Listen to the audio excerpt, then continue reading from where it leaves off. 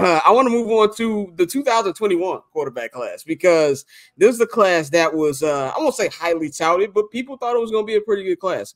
Headlined by Trevor Lawrence, aka Trickoff Trev, as Bane calls him. He has been the highlight of that class, but he's been up and down in his career. I still think he'll be a good quarterback. I don't know if he'll be as great as people thought he was going to be. But then you have, Zach Wilson, who was drafted number 2, complete ass. You have Trey Lance, who's on his second team right now, third on the fucking depth chart. You've got Mac Jones, who, had a little fake year that everybody fell for. But I did not fall for. Now he's backing up Trevor Lawrence in Jacksonville, and I hate to say it, and you have Justin Fields. With that situation then go right now, he's the backup in Pittsburgh.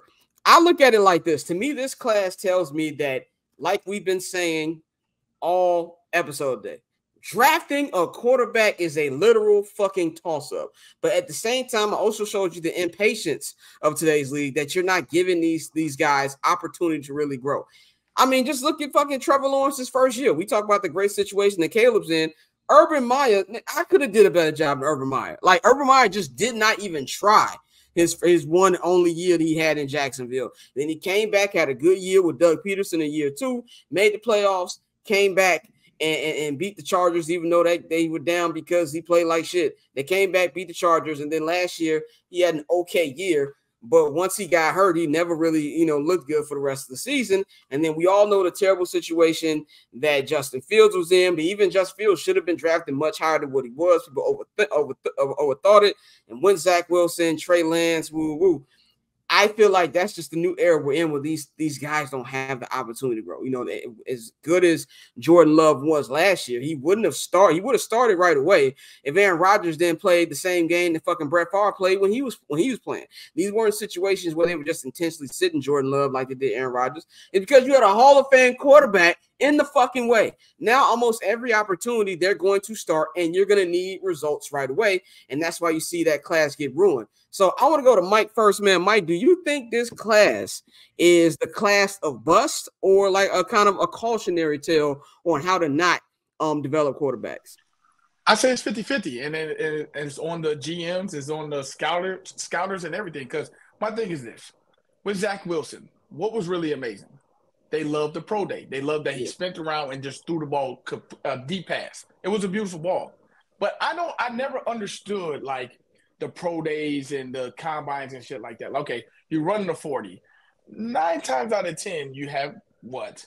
A helmet on. You have pads on. Like, you're not running a straight shot. The Mac Jones thing. I think Mac Jones, he probably could have been better if he sit, like you were saying. Some of these quarterbacks, I believe, have to sit. They have to develop. And I think the coaches and the organizations went away with the development of some of these players and just like, hey, if you in the first round you get to start. No, let them sit for a year, even if it's behind a person that's a solid backup that's a starter now. Like, let Tyrod Taylor, if Tyrod Taylor was in the situation, let him start.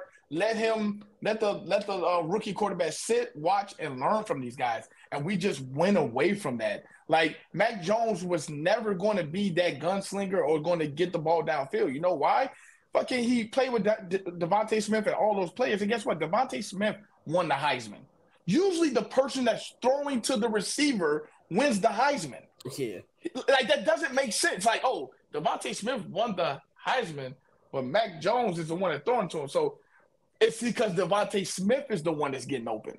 You know what I'm saying? So you have to see those things. The risk. Like, even the Trevor Lawrence, I still think Trevor Lawrence is good. I think he had a little setback, but I think next year he would get a little bit better.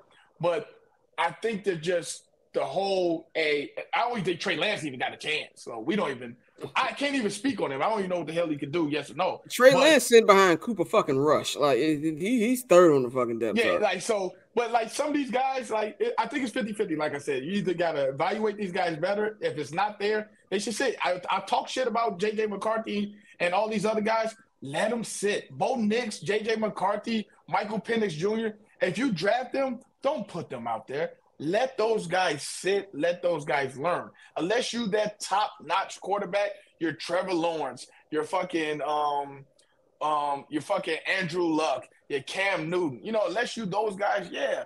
Caleb Williams. Unless you those guys, everyone else should sit, man. Mikey, man, what's your opinion on this? Do you think, we've had conversations about that class, development, as we all know as Bears fans, development is very a key to that the Bears haven't had the opportunity to do, I feel. What do you think that this class says? And do you think that franchises will learn from this, or they'll just keep doing what they're doing now? Well, we have to remember this is the COVID year. This is the COVID quarterback class. Shortened seasons, no pro days.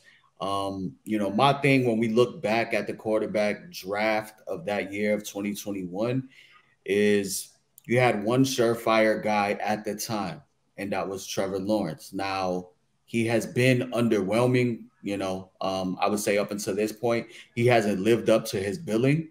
But you have what happens when GMs and head coaches are thirsty and starved to try to hit a guy. You have two guys that were overdrafted in Trey Lance and Zach Wilson.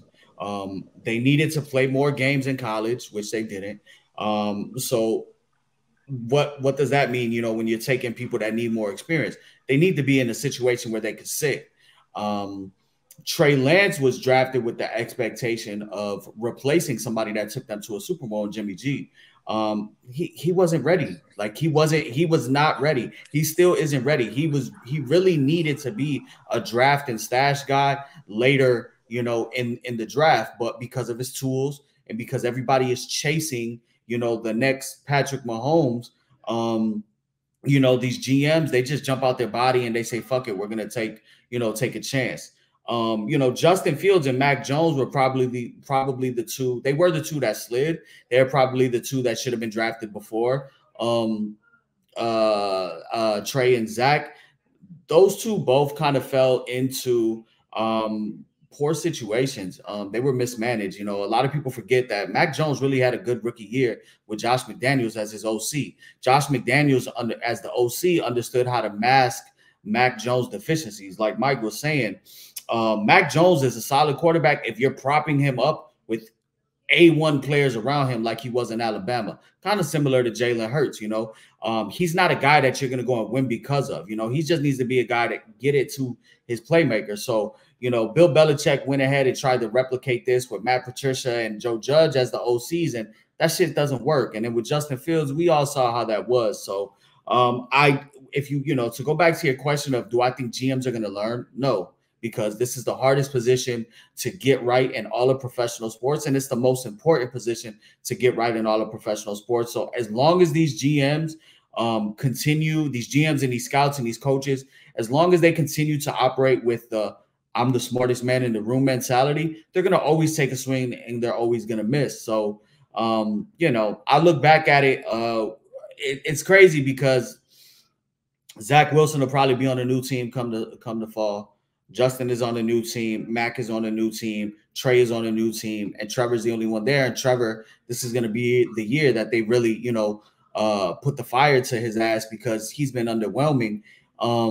It's crazy to see that landscape. But all of them, you can all say that they all do need different situations too, minus Trevor. Trevor has enough down there. I just don't know what the fuck they're doing with Doug Peterson. And, they've continuously gone and got him weapons, and he just hasn't improved. Tosa, man, what's your opinion on the 2021 class? Big Sean made a song about that, and it begins with ass, and the rest of the song. Paper on these player haters, old news, money on the other line, so I'm not gonna hold you. Money on the other line.